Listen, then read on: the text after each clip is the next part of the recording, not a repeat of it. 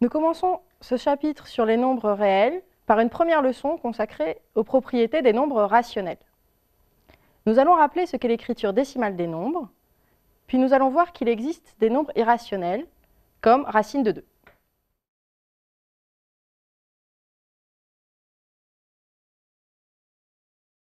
Voici une introduction non seulement à ce chapitre sur les nombres réels, mais aussi au premier chapitre de ce cours d'analyse. Au temps des Babyloniens, le système de numération était en base 60, c'est-à-dire que tous les nombres étaient exprimés sous la forme A plus B sur 60, plus C sur 60 au carré, etc. On peut imaginer que pour les applications pratiques, c'était largement suffisant. Par exemple, diviser un champ en deux parties égales, estimer la surface d'un champ, etc. En langage moderne, cela correspond à compter uniquement avec des nombres rationnels. Plus tard, les pythagoriciens montrent que racine de 2 n'entre pas dans ce cadre-là. C'est-à-dire que racine de 2 ne peut pas s'écrire sous la forme P sur Q, avec P et Q deux entiers. C'est un double saut conceptuel. D'une part, concevoir que racine de 2 est de nature différente, mais surtout en donner une démonstration. Le fil rouge de ce cours va être un exemple très simple, le nombre racine de 10. Dans ce chapitre, sur les nombres réels, vous allez apprendre à montrer que racine de 10 n'est pas un nombre rationnel. Et ensuite, à encadrer racine de 10 entre deux entiers consécutifs. À la fin de ce cours d'analyse, vous saurez calculer les premières décimales de racine de 10 et même des centaines de décimales et certifier qu'elles sont exactes. Pour cela, nous aurons besoin d'outils beaucoup plus sophistiqués que nous étudierons tout au long de ce cours. Nous commencerons par les propriétés des nombres réels et cela nous permettra d'étudier les suites et leurs limites. Nous terminerons avec deux chapitres, les fonctions continues et les fonctions dérivables.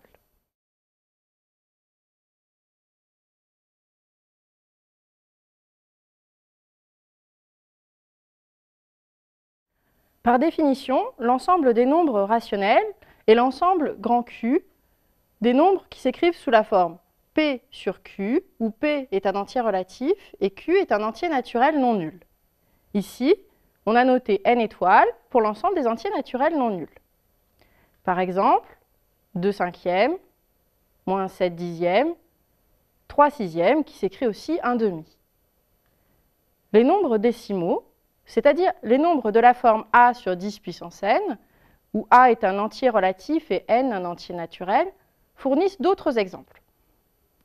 Tout d'abord, 1,234, qui s'écrit aussi 1234 fois 10 puissance moins 3, ou encore 0,00345, qui s'écrit 345 sur 100 000.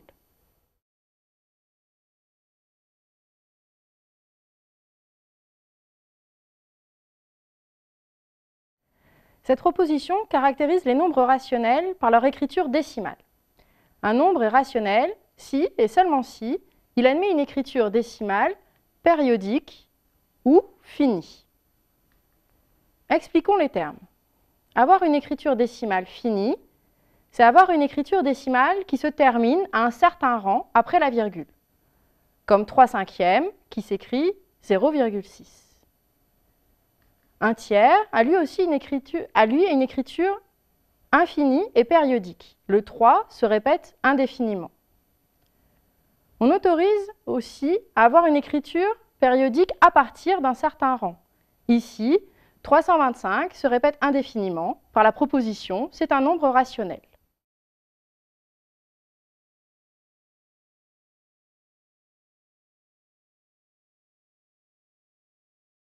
Nous n'allons pas donner la démonstration, mais le sens direct repose sur la division euclidienne. Pour la réciproque, voyons comment cela marche sur un exemple. Montrons que x, qui est égal à 12,34, 2021, 2021, etc., est un rationnel. L'idée est de d'abord faire apparaître la partie périodique juste après la virgule. Ici, la période commence 2 chiffres après la virgule. Donc, on multiplie par 100. 100x qui vaut 1234, 2021, 2021, etc. Maintenant, on va décaler tout vers la gauche de la longueur d'une période. Donc ici, on va multiplier encore par 10 000 pour décaler de 4 chiffres. 10 000 fois 100x qui vaut 1234, 2021, 2021, etc. Les parties après la virgule de ces deux lignes sont les mêmes. Donc, si on les soustrait, la deuxième moins la première, alors les parties décimales s'annulent. 10 000 fois 100x moins 100x qui vaut 1234, 2021 moins 1234. Cela donne donc 999 900x qui est égal à 7 entiers. Et on a bien écrit notre nombre sous la forme d'un quotient P sur Q. C'est donc un nombre rationnel.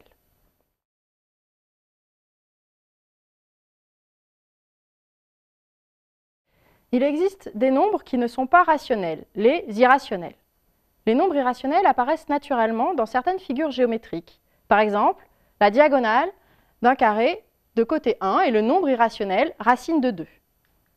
La circonférence d'un cercle de rayon 1,5 est pi, qui est également un nombre irrationnel.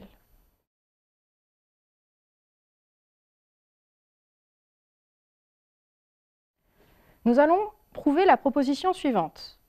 Racine de 2 n'est pas un nombre rationnel. Il est important de comprendre et de savoir refaire cette démonstration.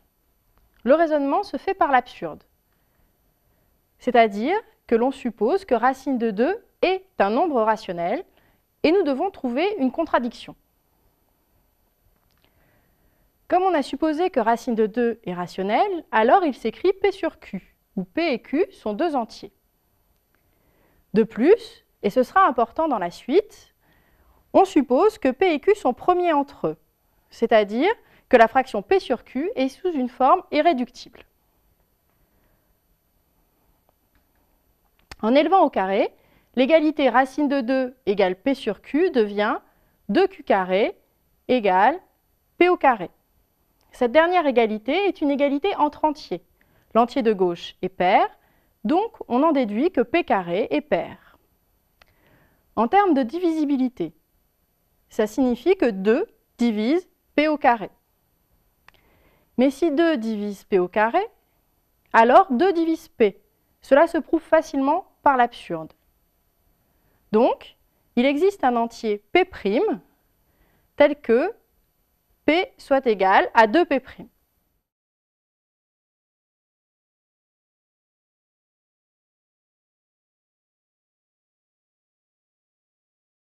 Repartons de l'égalité 2Q carré égale P carré et remplaçons P par 2P'. Cela donne 2Q carré est égal à 4P' au carré. Donc, Q carré vaut 2P' carré. Maintenant, cela entraîne que 2 divise Q carré. Et comme avant, alors 2 divise Q. Nous avons prouvé que 2 divise à la fois P et Q. Cela entre en contradiction avec le fait que P et Q sont premiers entre eux. Notre hypothèse de départ est donc fausse. Nous avons bien prouvé que racine de 2 n'est pas un nombre rationnel.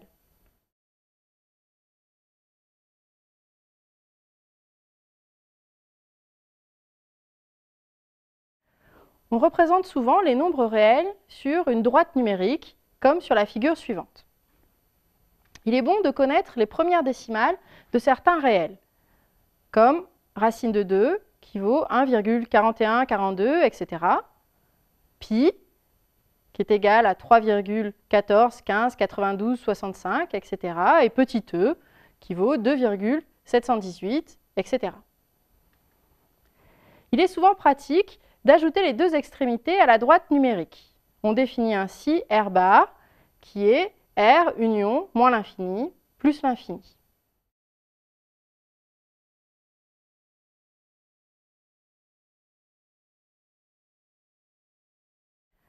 Entraînez-vous avec ces exercices pour vérifier que vous avez bien compris le cours.